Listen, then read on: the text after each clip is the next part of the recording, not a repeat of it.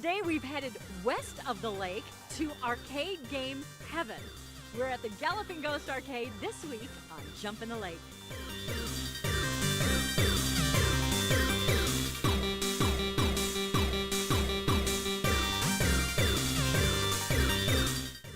Right now we have 415 games between the main floor and the expansion. We have people that travel in from all over the world as we've become the largest arcade in the world, and we pay... That's official. This is the largest arcade in the world? Definitely of every place that I know of. Easily the largest in the U.S., biggest that anybody that is into arcade games has told us about.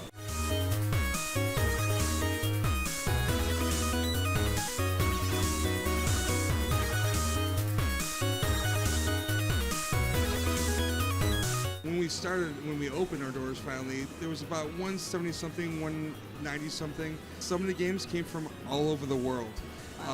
Every game didn't come in its own cabinet, dedicated cabinet right away. Some of the games came from overseas, just the board. We found cabinets here that we could put them in. There's different warehouses we could find stuff at, different individuals that are selling them that we could find people at. We have everything from, I think, 1970 to today. So it's like just a cover charge to get in the door. That's all it is. Like $15 cover charge. Yep. You're in the door and you can play for 15 hours if you want to. Yeah, we had to explain to everybody how you don't need quarters, we don't need tokens, you don't need any kind of coins. It's just a set price to play if you want to play. If you're coming in, if you don't want to play, you don't have to pay, that's fine. If you want to play, it's just a certain amount of money.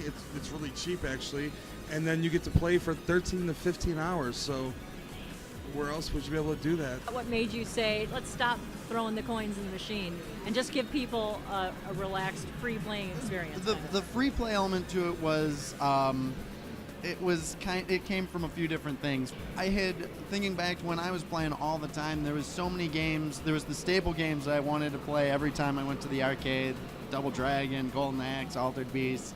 And there was so many games that I missed out on playing. And this way, it gets people to try stuff that they've never played before.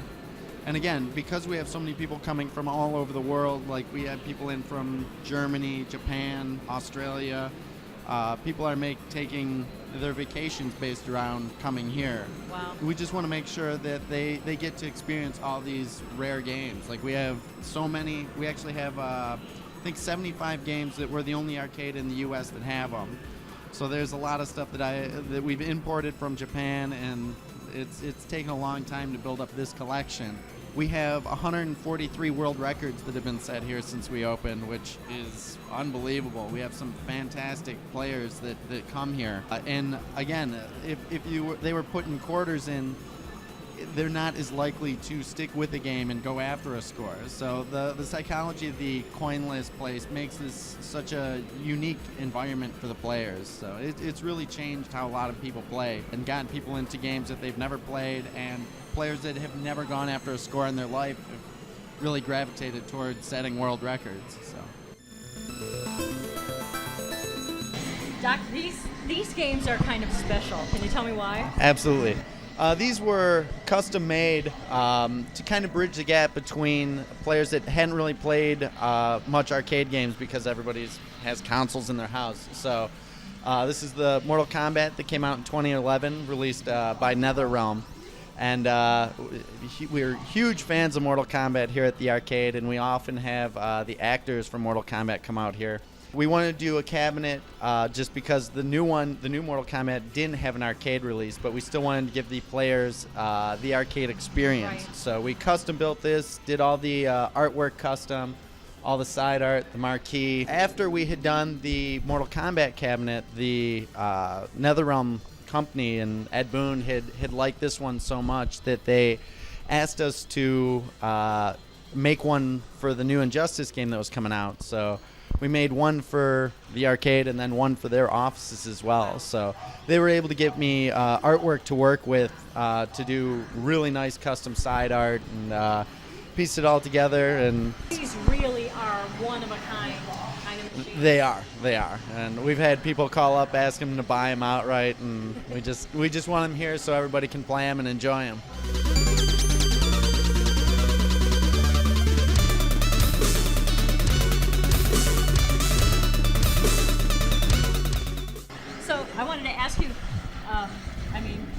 dreamt a place like this when you were growing up, and I want to specifically ask you now, as owner of a place like this, are you living the dream?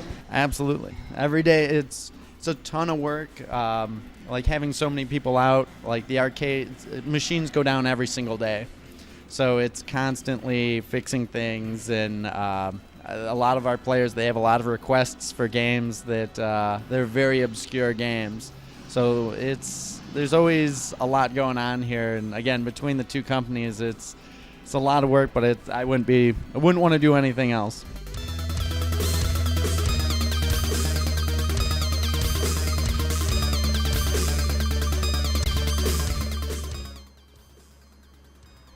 So we've gotten to explore the Galloping Ghost Arcade in Brookfield, Illinois, and we have checked out literally hundreds of arcade games, pinball machines. I mean, if you're an arcade game kind of person, this is arcade game heaven.